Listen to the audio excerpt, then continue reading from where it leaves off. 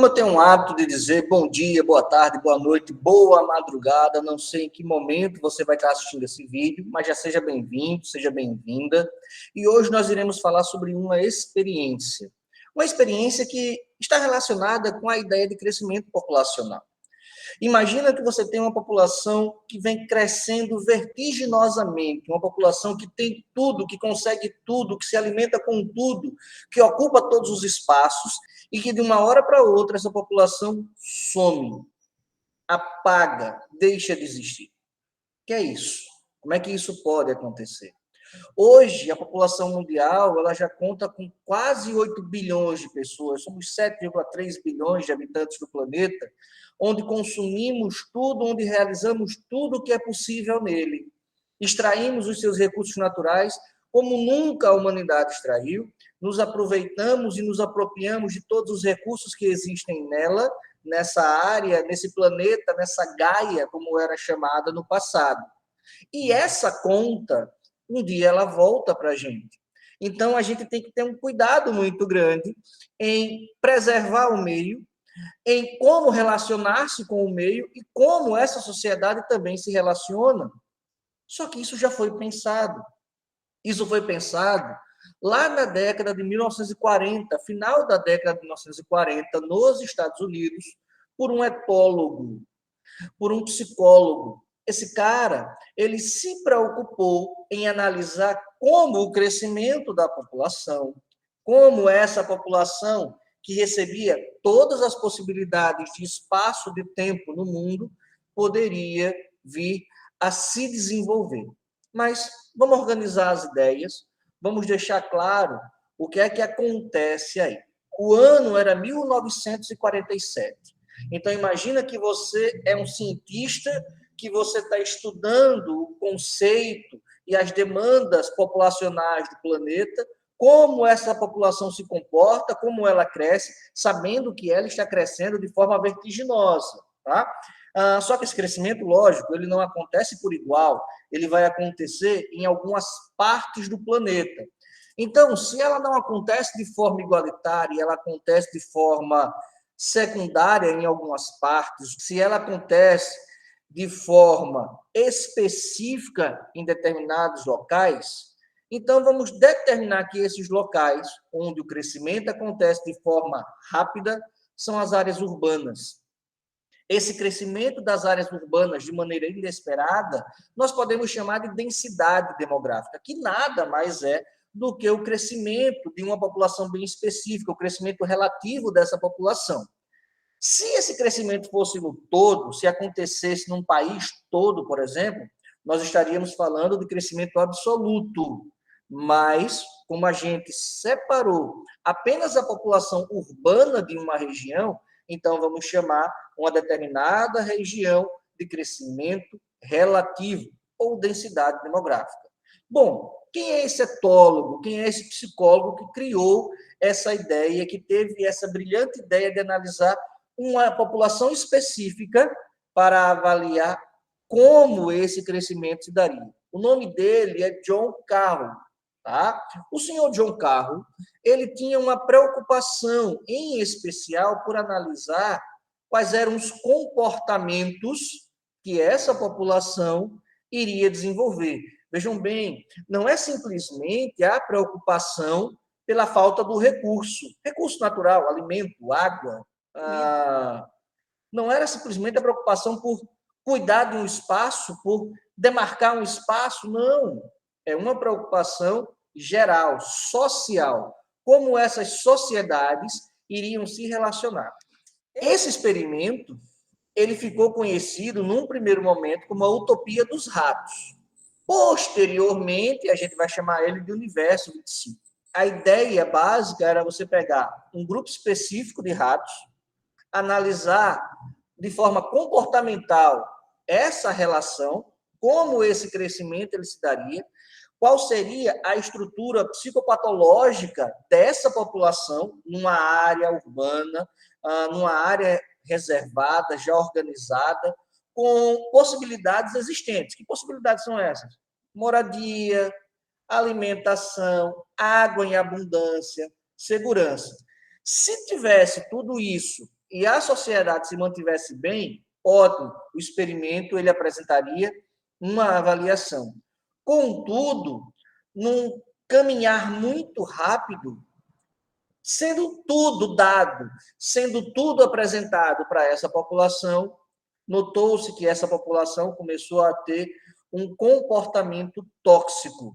O primeiro experimento, ele começou em uma fazenda em Rockville, na cidade de Maryland, nos Estados Unidos, quando um vizinho do John Carew, ele cede para ele um espaço atrás da casa, um espaço mais ou menos de 1.000 metros quadrados, onde ele vai cercar esse espaço. Na teoria, daria para se colocar até 5.000 ratos. Ele cerca e intitula de Cidade dos Ratos. E adiciona naquele espaço 5 ratazanas, todas elas grávidas, todas elas saudáveis, e são essas ratazanas que vão dar início a esse processo. O primeiro experimento, o primeiro período, ele dura 2 anos, e por incrível que pareça, essa população de ratos, ela nunca chegou a ultrapassar 200 espécies, 200 animais. Muito embora tivesse espaço suficiente para alcançar, no mínimo, 1.000 animais.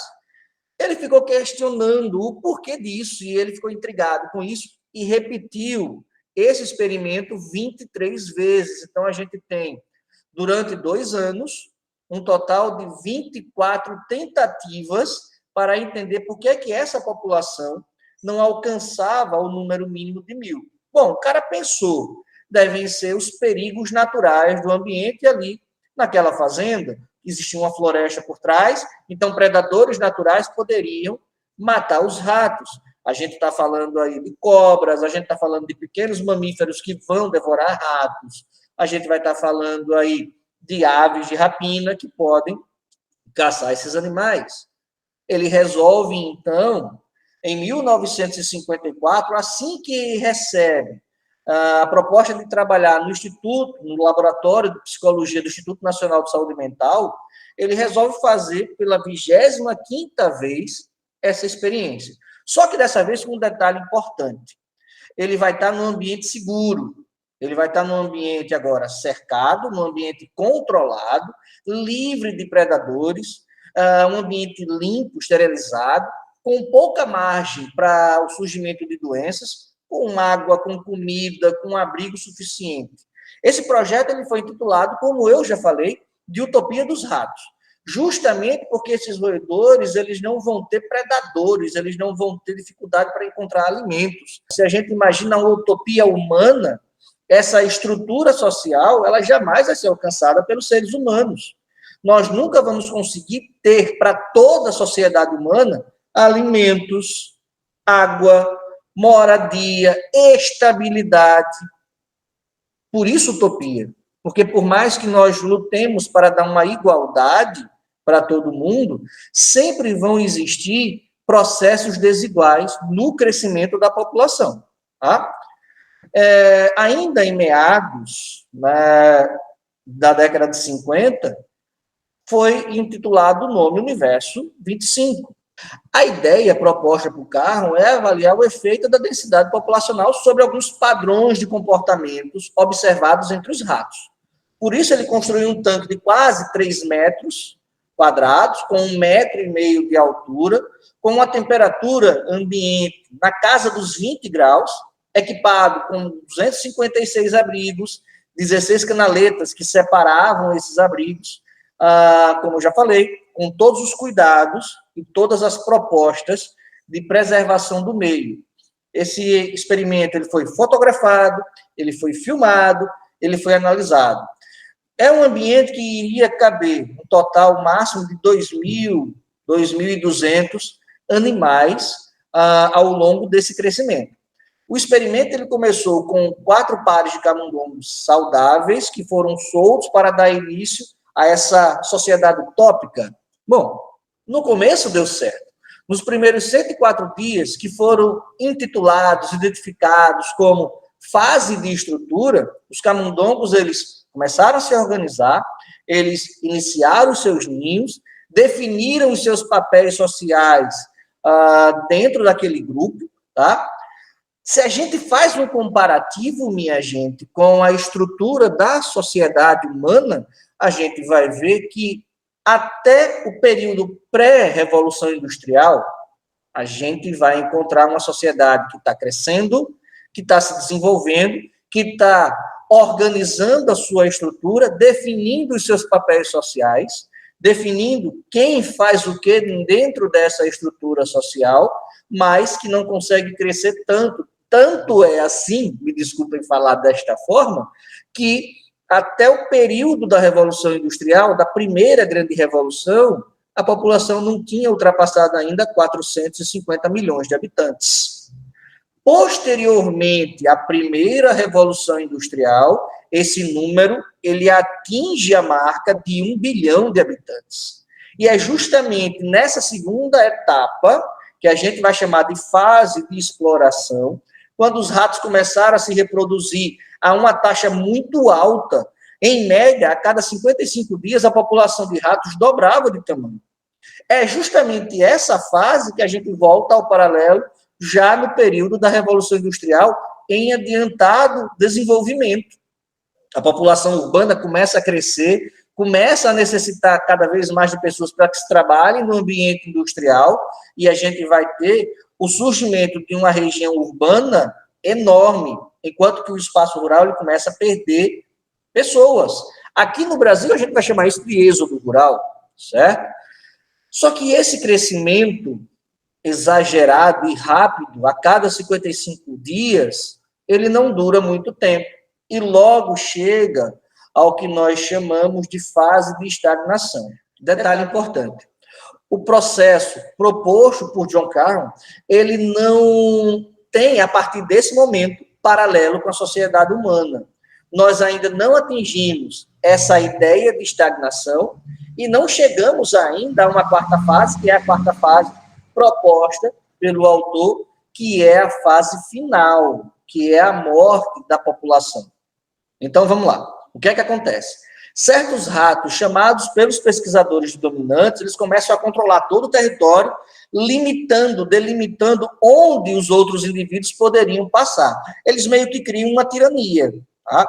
Eles impõem determinados limites. Algumas espécies abandonam os seus papéis sociais. Então, vamos lá. Essas espécies, eles abandonam o seu comportamento social, o seu papel social, eles param de se reproduzir e começam a atacar e até canibalizar, sem motivo, porque os caras têm comida, os caras têm água, os caras têm uma estrutura muito boa, não faltava nada para eles. Eles simplesmente começam a fazer isso para ter dominância. E quando eles criam essa dominância, um outro grupo de ratos começa a surgir, que são intitulados ratos ômegas.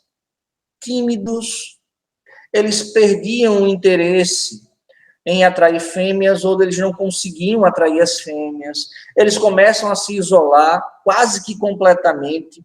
Se fala, alguns pesquisadores começam a falar em posturas quase que de homossexualidade, se a gente pudesse relacionar com a sociedade humana. Alguns pesquisadores chegam ao ponto de avaliar que existiu entre as espécies de ratos a identidade de homossexualidade.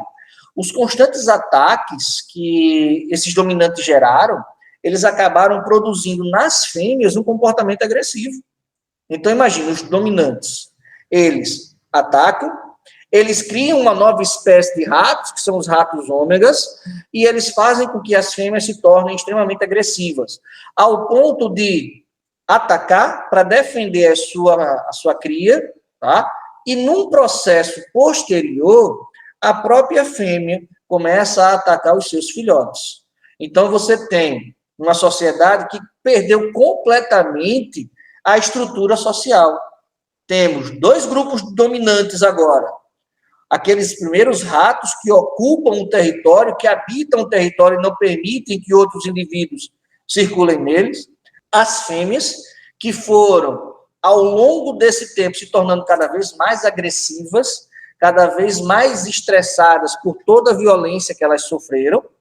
E os ômegas, que não tinham interesse nenhum em se reproduzir, que eram mais tímidos, que sofreram violência das duas outras partes. É essa quarta parte que nós chamamos de fase de morte. Porque a próxima geração de ratos que vai surgir nesse período, ela já nasceu sem exemplos a seguir. Ela não tinha instruções sobre como se acasalar, ela não sabia marcar seu território, ela não sabia qual era a identidade de paternidade ou maternidade. Então, eles comiam, eles se hidratavam, eles se higienizavam, porque eles recebiam tudo isso. E foram chamados de ratos belos, pelo autor do estudo. O John Carroll, ele vai dizer que nesse processo, nessa quarta fase, vamos encontrar dois tipos de morte. A primeira delas é a morte espiritual, porque não existe mais empatia. O que existe agora é uma apatia social. Não existe um propósito para a vida desses animais, propósito para que eles projetem, se a gente trouxer isso para a identidade humana, projeto futuro. Já que os belos, eles possuem tudo, então eles não vão querer se reproduzir. A segunda morte, aí sim, é a morte física. E o início, ele tem o seu fim 600 dias depois do processo ter começado. E isso é muito interessante para que a gente imagine como a sociedade humana ela pode se desenvolver ao longo da nossa história. Foi publicado na revista Science American a conclusão desse projeto, do projeto da Utopia dos Ratos, né? E fazendo um comparativo sobre a relação dos ratos com os humanos, como esse senso de prosperidade social pode gerar um senso de apatia nas gerações futuras, tá? Porque eles não vão ter mais instinto de sobrevivência. Eles não vão ter mais vontade de sobrevivência, eles não vão ter projeção de futuro, tá? E, ao mesmo tempo, nós vivemos em uma sociedade em que a ansiedade, a tensão, o estresse, eles podem gestar ou engajamento para o crescimento da sociedade e uma melhora da mesma, ou uma violência dentro desse contexto de sociedade. Então, o senso de necessidade, segundo Carroll, ele é necessário.